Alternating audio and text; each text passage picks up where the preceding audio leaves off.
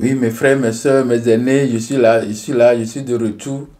Je suis de retour pour vous informer, ou bien pas pour vous informer, mais pour continuer le message que j'ai déjà arrêté. Je viens d'arrêter un peu pour pouvoir avoir un temps. Parce qu'il y a des gens qui ont besoin de temps pour visionner. Donc, comme le récit est trop long, j'essaie de couper un peu pour que les gens puissent avoir un petit temps comme ça et être concentrés sur le message. Donc, le deuxième point de ce message, c'est-à-dire, je rappelle encore le titre du message, gros plan sur la face cachée du personnage triplement mythique de Moïse. Donc, j'ai déjà expliqué gros plan. Vous connaissez gros plan, vous connaissez personnage, vous connaissez déjà la face cachée. La face cachée, c'est que ce qui se trouve derrière qu'on ne voit pas. Et j'ai fait l'explication déjà du triplement mythique, triplement fois 3, mythique, irréel, imaginaire, et tout ça là. Donc, j'ai déjà fait l'étude et la définition de ce thème. Donc, nous entamons le deuxième point, parce que j'ai dit que ce récit va étaler sur 5 points, va étaler sur 5 points. Donc, on est sur le deuxième point qui concerne maintenant la naissance de Moïse d'après les Écritures. Donc, d'après les Écritures, nous avons déjà lu quelques parties déjà, comme Exode 2, versets 1 à 3 et versets 5 à 6. Dans ce récit, il y a eu la famille lévite, le monsieur marié, une fille de lévite. Alors, l'enfant est né compte tenu de l'édit du pharaon. L'édit là qu'on n'a jamais trouvé en Égypte. Il n'y a pas aucun édit qu'on a écrit pour dire que les enfants, à un moment donné, le pharaon a demandé qu'on tue les enfants. Il n'y a pas de choses comme ça. Donc, et aussi, on dit qu'ils étaient des esclaves. Ils étaient des esclaves. Et on va voir dans les récits, dans les papiers égyptiens, il n'y a jamais eu d'esclaves. Donc, ce sont des choses qu'on a dit seulement. Il n'y a pas eu d'esclaves. Donc, le deuxième point qui concerne la naissance de Moïse. Donc, j'ai déjà lu ces points-là, mais on va toujours regarder. Donc, on a mis Moïse dans le berceau bitumé, fermé sur le fleuve. Donc, je vous avais dit déjà dans l'introduction que dans le fleuve et Nil, il y a toujours beaucoup de crocodiles. Donc, c'est un endroit, c'est un truc qui est vraiment très dangereux. Mais ils ont aussi la maîtrise de ces crocodiles quand même. Mais si on dit que la fille du roi, la fille du pharaon, la princesse, là, elle est partie pour faire un peu de jeu dans les eaux avec ses campagnes, comment on pense qu'elle peut aller n'importe où. Donc, elle doit aller dans un endroit qu'on a vraiment protégé. Donc, si on met l'enfant Moïse sur le truc là, et pour que ça vienne jusqu'à là, jusqu'au niveau de la fille du roi, c'est vraiment un point d'interrogation. Il faut revoir ces choses-là. Donc, et aussi l'enfant qui est esclave. Parce qu'on dit que la Bible dit que les Hébreux étaient esclaves. C'est pourquoi on a voulu faire des systèmes là pour eux. Donc, comme l'enfant là est là-bas, la fille, on n'a pas donné le nom de la fille, mais dans le texte, on sait que Aaron était le plus grand et Moïse est le dernier. Donc, ça fait Marie qui est la deuxième. Donc, et Marie, c'est avec la suite, par la suite qu'on a su les enfants de cette famille. Donc, Marie a suivi son petit frère. Et puis, jusqu'à quand la fille du pharaon voit l'enfant, elle a dit, ah, c'est un enfant hébreu. Parce que pourquoi? Bon, parce qu'on va dire que, quoi? On trouve un enfant, oui, il dit, c'est un enfant hébreu. Dans les textes égyptiens, on n'a jamais trouvé le terme hébreu, jamais. Il n'y a jamais ça, terme hébreu. Il ne connaît rien comme ça. Donc, maintenant, d'après toutes les démonstrations archéologiques, le terme là est écarté en Égypte parce qu'il n'y en a pas dans les dossiers administratifs. Vous voyez. Donc, il dit que, la fille dit que c'est un enfant d'hébreu. Bon, c'est un enfant d'hébreu. Et puis, l'enfant, sa soeur dit, ah, je vais chercher une nourrice pour nourrir l'enfant. Alors, comment elle peut venir jusqu'à elle qui n'est pas, qui est esclave, tout ça là, elle va venir parmi les gens, un cercle là, de royauté, hein, elle va venir commencer par parler avec eux, discuter avec eux, c'est impossible. Tout ça là, c'est impossible. Ce n'est pas, ce sont des écrits, hein, qu'on a fait. Sinon, dans la réalité, rien ne peut se passer comme ça. Vous voyez. Donc, la fille demande, oh, je vais chercher une nourrice. Donc, on a dit, ah, va chercher. Et puis, elle est partie chercher la maman de Moïse. À qui on raconte ces histoires comme ça? Même l'histoire qu'on a copiée, on n'a même pas dit des choses comme ça. On a dit que le jardinier à qui a retrouvé l'enfant et puis il a pris. Donc, c'est un jardinier, bon, il est dans le marécage, donc il a trouvé l'enfant. Ça, ça va. Mais ici, la fille là, la sœur suivait le petit Moïse jusqu'à ils ont arrivé devant la fille de Pharaon. Et puis elle vient discuter même avec la fille de Pharaon. Et puis la fille de Pharaon lui dit, bon, va chercher la femme. Et la femme est venue, elle dit, bon, prends l'enfant là, je vais te payer. Comment, quand on sait que la fille de Pharaon savait que la femme qui est venue, c'est une esclave, comment elle va dire, prends l'enfant, je vais te payer? Non. Elle va dire, bon, prends l'enfant, moi, je vais amener les choses pour que tu donnes à l'enfant là. Donc, l'enfant est resté avec la femme là jusqu'à un temps qu'on n'a pas défini, mais ça doit être un temps très court, au moins minimum, maximum plutôt 4 ans ou bien 5 ans, pour que l'enfant aille maintenant s'instruire, aille maintenant entrer dans l'éducation, parce que les enfants de Pharaon doivent être traités vite. Hein? Il doit avoir vite des connaissances. Donc, l'enfant ne peut pas rester là-bas avec côté de la maman. Et même, la femme du pharaon savait que ce n'est pas sa maman. Donc, vous voyez, donc tout ça, là, ce sont des histoires qu'on a construites, hein, pour les enfants, pas pour nous les grands. C'est pour les enfants. Hein, les enfants de 3 ans au primaire. C'est pour les enfants, c'est pas pour nous. Donc, le point là concerne Moïse et la naissance de Moïse. C'est ça que nous sommes en train de faire maintenant. La naissance de Moïse. Et de Moïse, le triple mystique. Voilà. Donc, le deuxième point, nous parle de la naissance de Moïse. Donc, c'est ça que je viens d'expliquer comme ça. Et je dis que ces récits sont des récits. C'est une copie, oui. Un plagiat, oui. Mais un plagiat encore, mal plagié encore. Vous voyez. Donc je rentre maintenant dans le troisième point. Donc, nous avons 4 et 5 points. Donc, j'ai fait le premier, le deuxième, voilà le troisième point. Le troisième point, c'est l'ombre sur l'identité même de Moïse. Voilà le point capital qui va nous prendre beaucoup de temps. Donc, j'espère que mes frères, mes soeurs, vous suivez ce que je dis, vous suivez mes explications. Hein? Donc, cette fois-ci, nous sommes dans l'ombre de l'identité même. L'ombre de l'identité même de Moïse. Ce point est le plus attendu de cette étude. Je rappelle encore que le thème de ce message de ce soir, gros plan sur la face cachée du personnage triplement mythique de Moïse.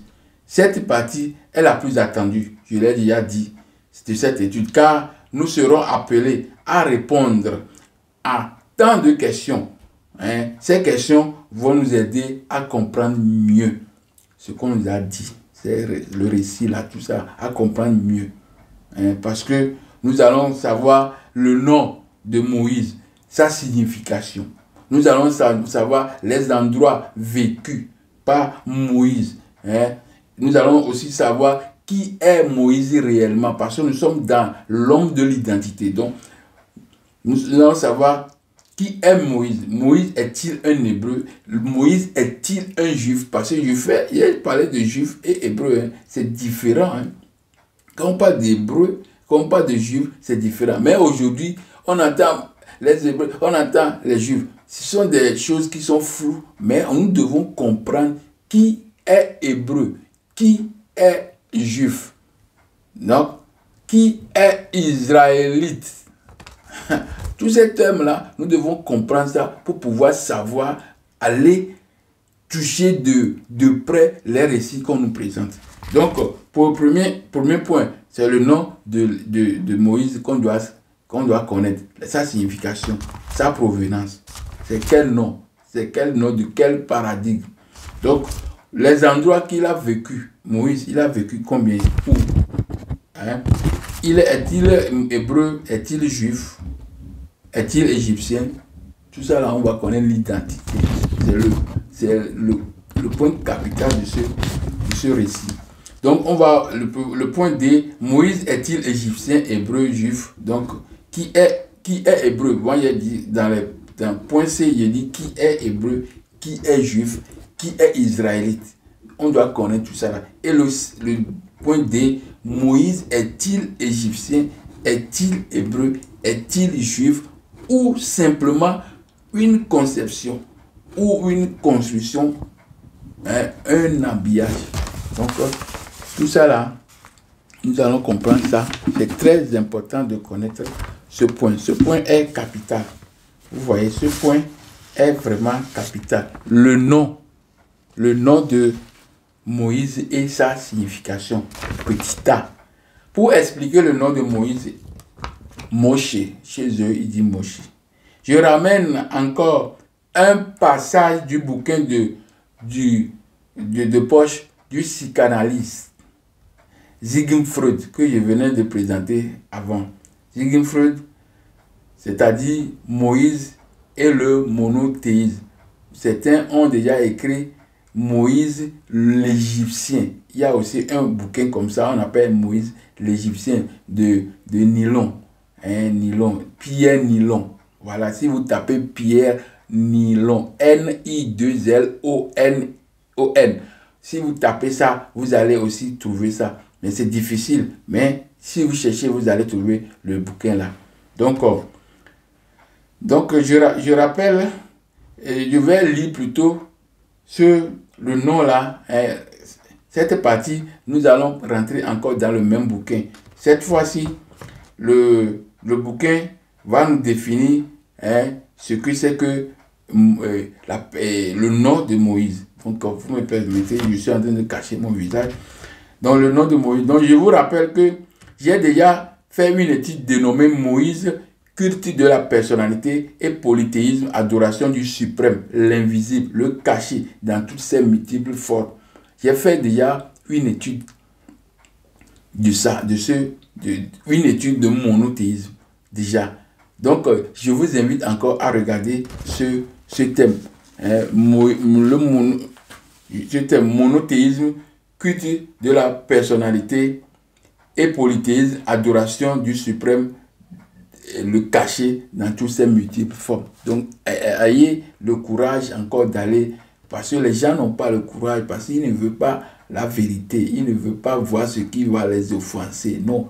Allez regarder pour chercher à écouter ce qui est à l'intérieur de ce message. Donc, on va lire la page 7, la page 8 et la page 9 de ce bouquin que j'ai déjà présenté avant, Sigmund Freud, Moïse et le monothéisme. On va lire la page 7, la page 7, la page 8 et la page 9. Un morceau. Voilà. Moïse, l'homme qui fut pour le peuple juif un libérateur et qui lui donna ses lois et sa religion, appartient à une époque si lointaine qu'on se demande tout de suite s'il doit réellement être considéré comme un personnage historique ou s'il n'est qu'une figure de légende. Dans le premier cas, ce serait au XIIIe siècle, peut-être au XIVe siècle avant notre ère, avant notre ère, qu'il faut le situer. Donc, quand on parle de Moïse, il faut le situer dans ces fourchettes de temps-là. Vous voyez?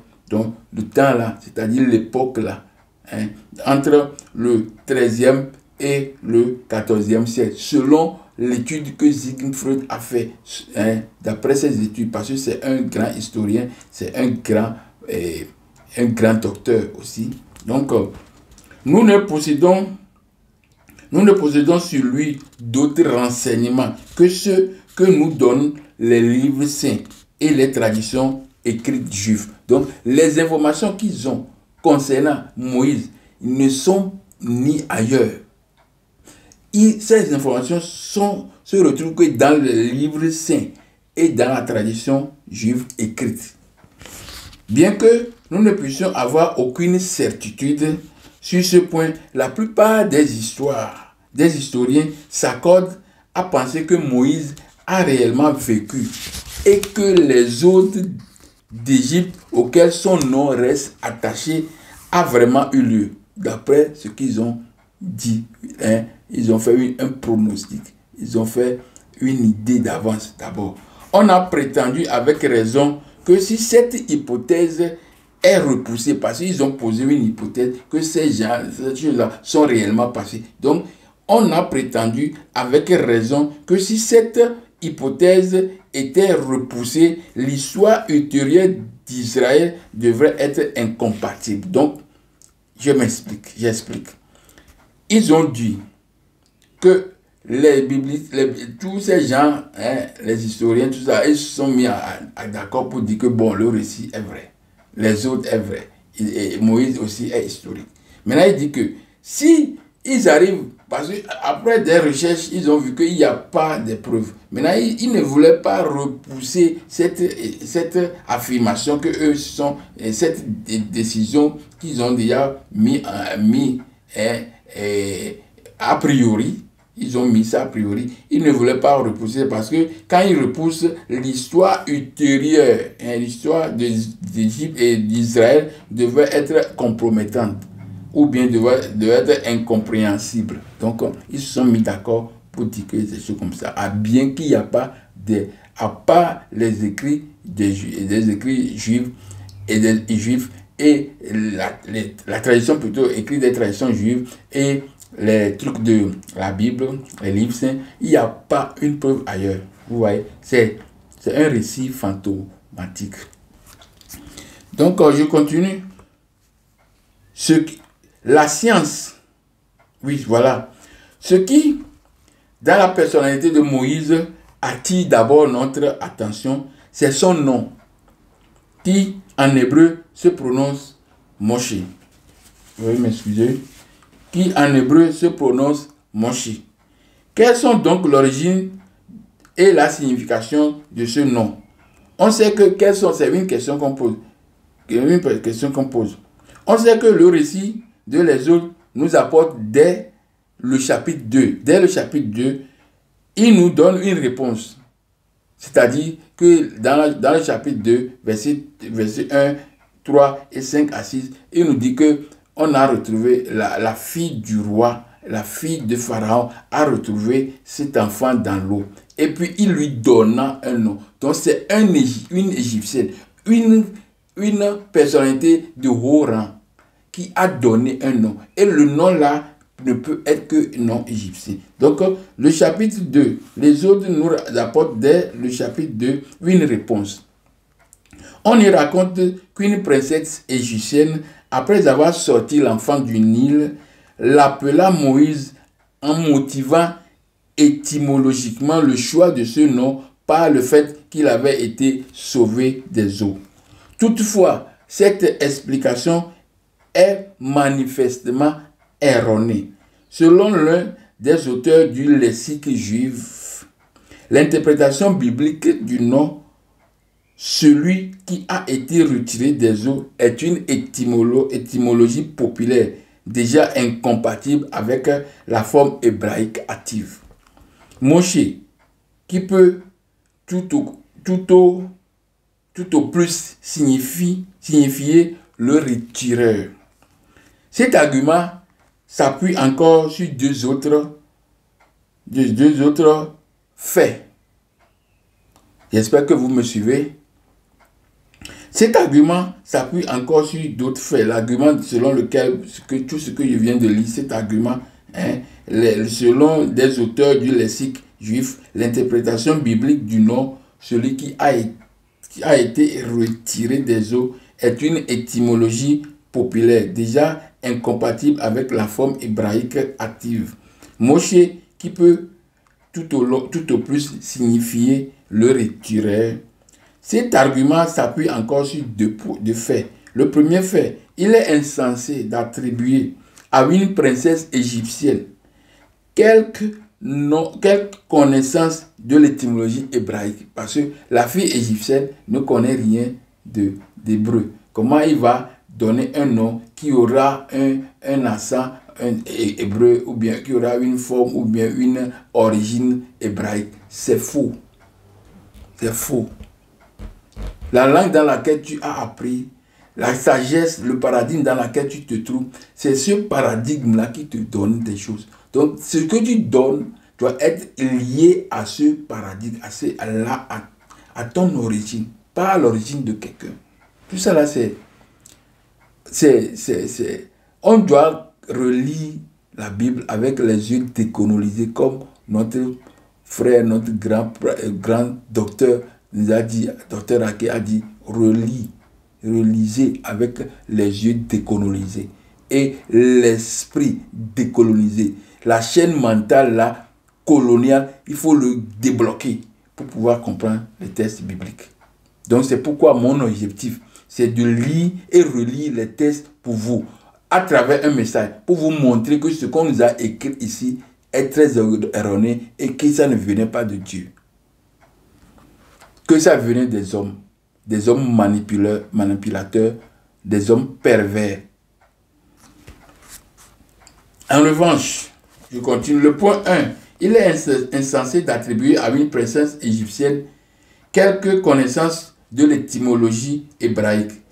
Le deuxième point, il est presque certain que les eaux d'où fut retiré l'enfant n'étaient pas celles du Nil. C'est peu certain parce qu'un fleuve a beaucoup d'affluents. Il est fleuve, mais il y a beaucoup de sorties, tout ça là. Il est déjà montré à travers mes vidéos, les affluents, ceux qui amènent le fleuve, ceux qui amènent les affluents, ceux qui amènent il y a les confluents, affluents, tout ça là. Donc il y a déjà montré tout ça là dans mes vidéos. Quand vous remontez encore dans mes vidéos, vous allez voir ça. Rendez à l'Afrique les deux fleuves de la Mésopotamie, Tigre et Euphrate, s'il vous plaît. Ce sont des titres que vous devez encore regarder. Donc, en revanche, on a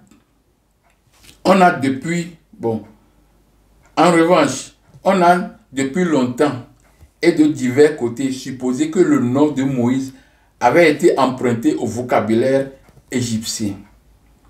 Au lieu de citer tous ces acteurs qui ont adopté ce point de vue, je reproduis ici un passage traduit du récent ouvrage de James Henry Breasted.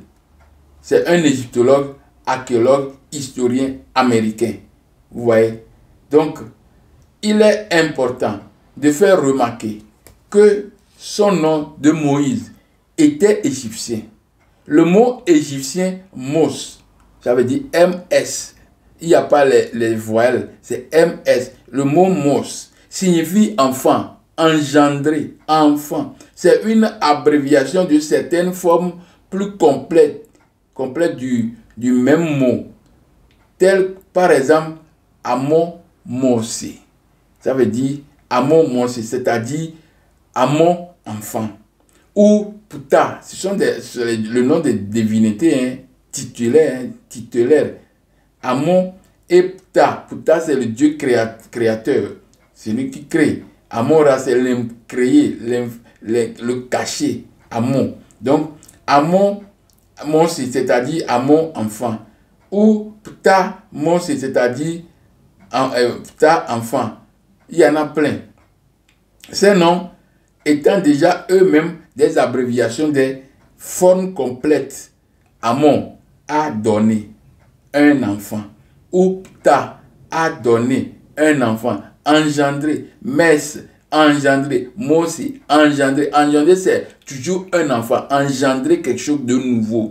Mais ce cas, ça concerne un être humain. C'est ça, l'engendrement, ce qui vient dedans là, dans l'engendrement, c'est un enfant qui sort, qui va grandir. Donc, le mot enfant se substitua bientôt avantageusement au nom entier composé et le mot Mosé se retrouve assez fréquemment sur des monuments égyptiens. Donc, toutes ces choses-là se retrouvent, le mot Mosé, parce que toujours nous avons le nom Théophore. J'ai déjà parlé de toutes ces choses dans mes vidéos. Théophore, dans la vidéo, même quand je parlais de comment le Dieu de Seb est devenu le Dieu créateur, l'invisible, le Dieu créateur du ciel et de la terre. Quand j'ai parlé de cette vidéo, j'ai parlé de nom Théophore, théophorique, le nom Théophore. Donc, je continue. Le mot enfant se substitue bientôt avantageusement au nom entier composé et le mot Mosé se retrouve assez fréquemment sur des monuments égyptiens. On voit toujours ces noms comme ça sur les monuments égyptiens. Ce sont des preuves visibles, matérielles. Donc les chrétiens, ils n'aiment pas les preuves matérielles, ils aiment les preuves spirituelles. Ce sont des malades. Donc le père de Moïse avait certainement donné à son fils un nom où entraînait les mots Amon et Ptah, le nom de la divinité ayant ultérieurement abandonné. Celui de l'enfant resta alors simplement Moïse. Donc ce nom est Moshe. Ayant ici littéralement reproduit le passage du livre de Breasted, c'est le monsieur, le livre qu'il a écrit. Je ne me sens nullement disposé à en assumer la responsabilité en ce qui concerne les détails donnés. Je m'étonne aussi quelque peu de ce que Breasted est omis de parler dans son énumération de noms théophores analogues qu'on retrouve dans la liste des rois égyptiens. Donc, déjà, James Henry Breasted, l'américain, l'historien, archéologue, égyptologue, il est le premier égyptologue en Amérique. Donc, dans les années 1700, au XVIIe siècle. Donc, il a écrit un livre, un bouquin. Et c'est dans ce bouquin-là que Sigmund Freud a puisé ces textes-là pour nous écrire. Parce qu'il dit, ici, je traduis et je reproduis ici un passage traduit du récent ouvrage. Donc c'est son ouvrage, dans son ouvrage que Sigmund Freud puis ces choses-là pour nous donner. Donc, voilà ce qu'il dit. Ayant ici littéralement reproduit le passage du livre de Breasted, je ne me sens nullement disposé à en assumer la responsabilité en ce qui concerne les détails donnés. Je m'étonne aussi quelque peu de ce que Breasted est omis de parler dans son énumération de noms théophores analogues qu'on retrouve dans les listes des rois égyptiens. Amos, Toutmoses, Ramos, Rames. Donc voilà, dans les trucs, dans les noms des rois égyptiens, on trouve toujours ça. Enfant de Ra, Ramsès, Ramos, ou bien Ramos, ou bien Ramsès, ça veut dire, Ramsès veut dire Ramos. Ramos veut dire enfant de Ra. Vous comprenez? Thotmès veut dire enfant de Thoth. Vous voyez? C'est des choses comme ça qu'on écrit sur ce sont des preuves matérielles. Donc, je continue un peu. Comment expliquer que parmi les nombreux savants qui ont reconnu l'origine égyptienne du nom de Moïse, aucun n'est conclu ou tout au moins supposé que le porteur de ce nom ait pu être lui-même un Égyptien. À l'époque actuelle, nous n'hésitons plus à tirer pareille conclusion. Donc il dit, les savants, tous ces gens-là qui se sont mis d'accord pour écrire des choses et savoir, montrer par des preuves palpables que Moïse est égyptien. Comment eux, ils n'ont pas conclu dans leur temps là que Moïse est égyptien. Donc, dans notre temps précis, on ne peut plus répéter ces choses. C'est comme ça, Sigmund Freud, il disait. Donc, vous voyez, je vous donne les preuves qu'on a écrites. Les gens là sont des grands docteurs qui sont partis faire des recherches sur le terrain pour nous écrire des choses comme ça. Alors, les religieux, ils ne veulent pas des preuves matérielles, ils veulent des preuves spirituelles. Je répète que ce sont des malades. Quand tu penses comme ça, tu veux des choses spirituelles que tu ne vois pas. Et c'est ça qui va te convaincre que quelque chose qui est matériel, tu n'es plus tu n'es plus un humain. Ouais. Donc, vous m'excusez, hein, ce sont des choses qui doivent être dites comme ça, pour que les gens puissent écouter et comprendre leur situation réelle, actuelle, pour qu'ils changent. Parce qu'il faut taper quelquefois sur les choses pour que la chose réagisse. Donc,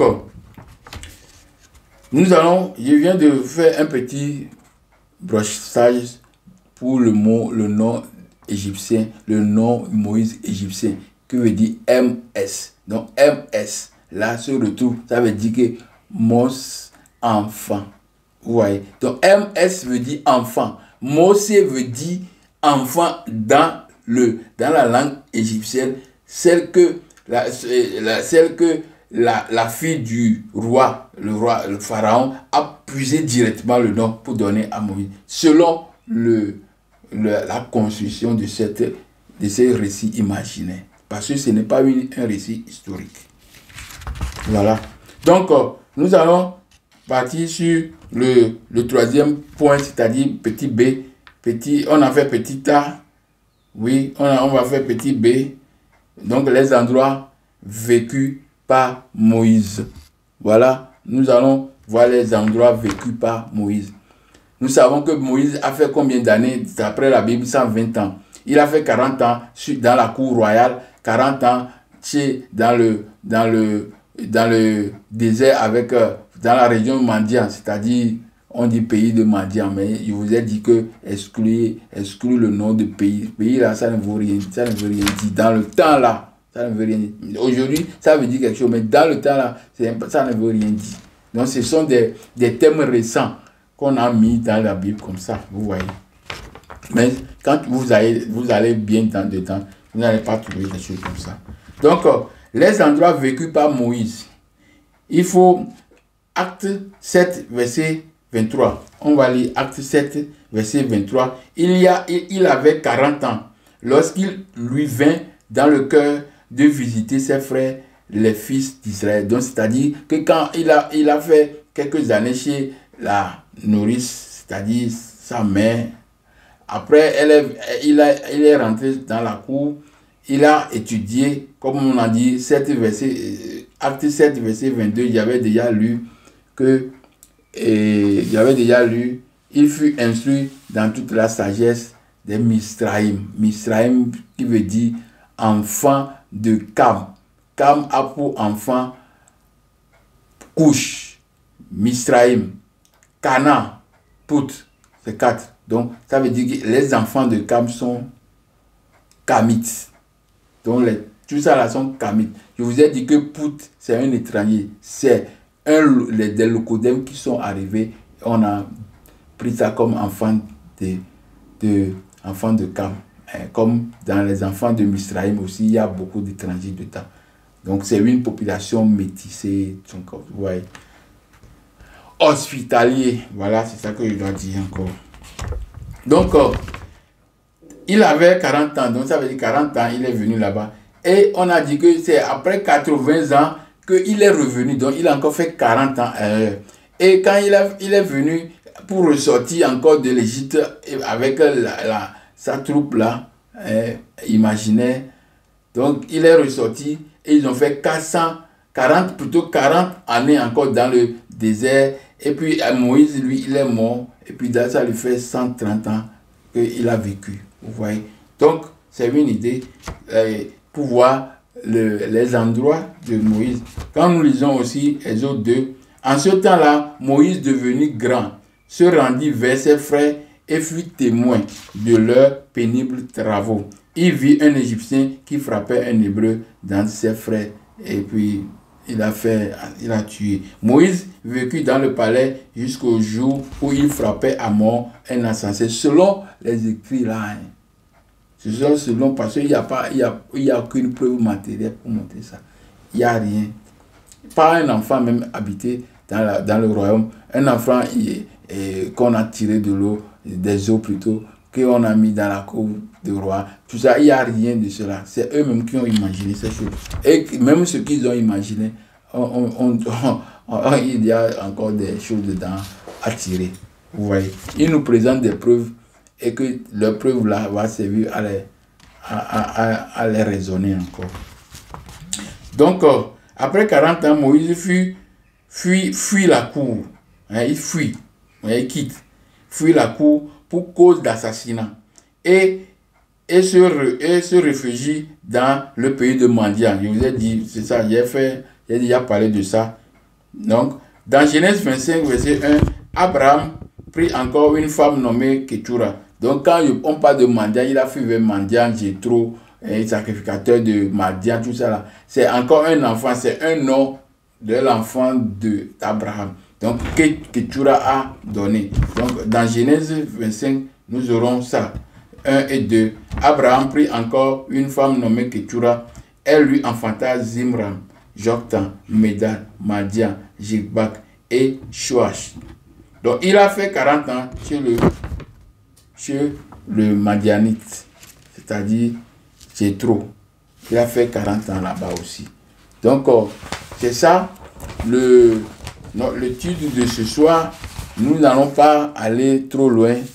Nous n'allons pas aller trop loin parce que l'étude sera subdivisée en beaucoup de thèmes, en beaucoup de vidéos. Donc, nous sommes dans la première partie et je suis dans la deuxième partie de la première là, je suis là-dedans. Donc, je vous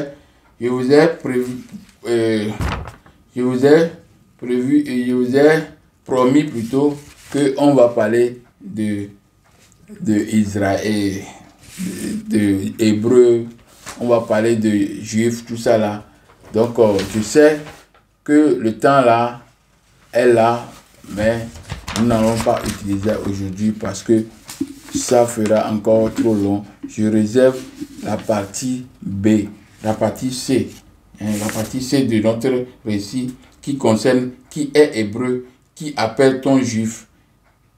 Et la partie D, le point D, Moïse est-il égyptien, hébreu, juif ou simplement un concept ou une construction.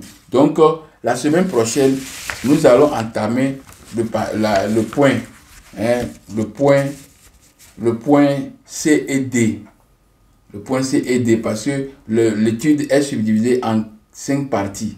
Nous sommes sur la 3e partie qui est le point central, le vrai point qu'on doit éclairer, qu'on doit ouvrir pour que les gens comprennent. Donc, la définition d'hébreu, définition de juif, qui est, si Moïse est-il égyptien? Donc, nous venons de voir, en lisant tout ce qu'on vient de lire, son nom même montre qu'il est égyptien.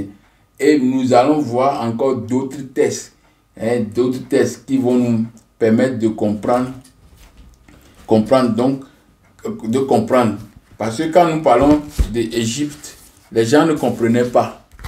Ils pensaient que l'Égypte, c'est encore le petit carré. Donc c'est ça, il a oublié ce côté. Je veux d'abord expliquer, parce qu'on vient de parler de Mosè, qui est égyptien, le nom égyptien. Donc il peut être une autre race, mais être égyptien. Mais voilà que vous devez savoir qui étaient les Égyptiens. Dans la Bible, qu'est-ce qu'on dit? D'après la nation nègre et culture. La nation nègre et culture. De Cheikh Anta Diop. Je vais lire à la page, à la page, à la page plutôt, à la page 61. Je vais lire à la page 61. Je lis. Au témoignage presque unanime des historiens anciens, il appartenait à une race africaine. On dit égyptien, je parle de l'Égypte antique. Des gens qui habitaient là-bas. Il appartenait à une race africaine. Entendez, nègre qui d'abord établi en Éthiopie sur le Nil moyen serait descendu graduellement vers la mer en suivant le cours du fleuve.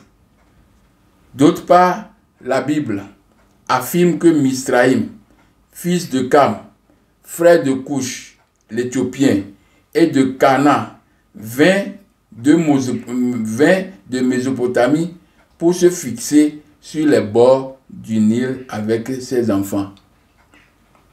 D'après la Bible, l'Égypte était peuplée par la descendance de Cam.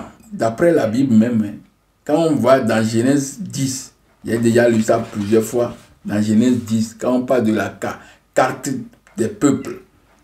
Là. Donc, d'après la Bible, l'Égypte était peuplée par les descendants de Cam, ancêtres des nègres. Les fils de Cam furent les suivants: Couche, Misraïm, Pout, Cana. Les fils de Couche furent Saba, Havila. Dans l'étude passée, on a dit que le fleuve entoure Havila, le fleuve entoure Pichon. Donc, il y a déjà parlé de tout ça là. Donc, ça se trouve en Afrique. Donc, Saba, Raïma, Sabekta. Couche engendra aussi Nimrod. Quand on lit Genèse 10, toujours verset 8 à 12, Couche engendra aussi Nimrod. C'est lui qui commença à être puissant sur la terre. Misraïm engendra les Ludim, les Ananim, les Lihabim, les Naphturim, les Patrusim, les Kalushim. Cana engendra Sidon, son frère aîné Het. Donc, Misraïm désigne encore Égypte pour les peuples du Proche-Orient. Misraïm, eux-mêmes, ils disent, dans André Chouraki, on a dit que Jacob habita et séjourna dans Israël, dans Misraïm. Donc, Misraïm, c'est Égypte. Donc, c'est les Noirs.